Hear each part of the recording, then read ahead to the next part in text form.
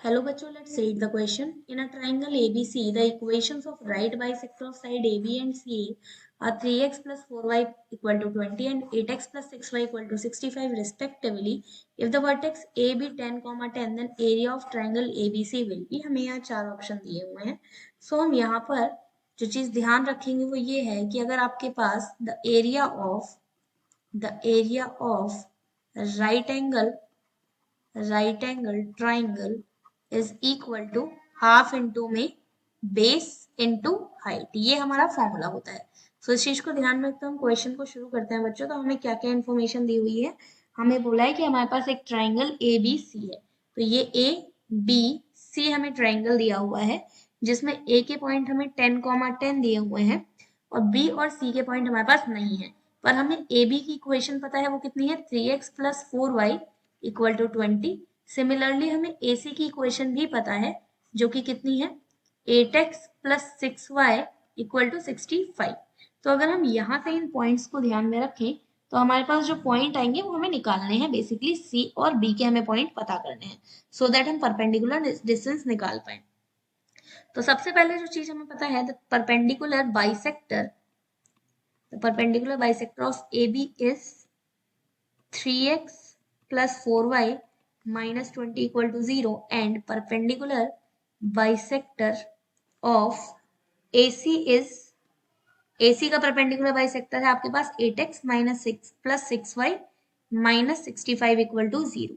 सो हम बोल सकते हैं कि image of A with respect to 3x plus 4y minus 20 equal to 0 is B. Okay, and इसी तरीके से हम बोल सकते हैं कि image of A with respect to 8x plus 6y minus 65 equal to 0 is C.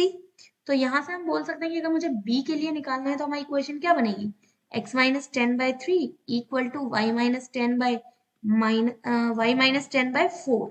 Okay, so y minus 10/4 हो जाएगा.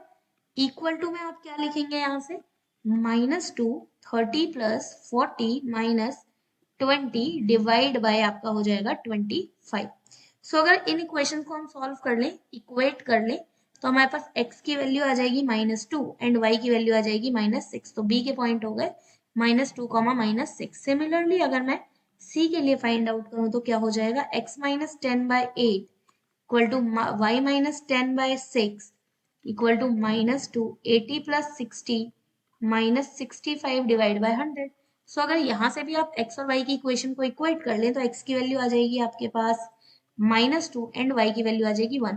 सो c के पॉइंट हो जाएंगे -2, 1. तो हम यहाँ बोल सकते हैं कि c के पॉइंट क्या होगा -2, 1 हो जाएंगे एंड b के पॉइंट हो जाएंगे -2, -6. तो यहाँ से आपसे बोला है कि एरिया ऑफ ट्राइंगल ABC बताना है.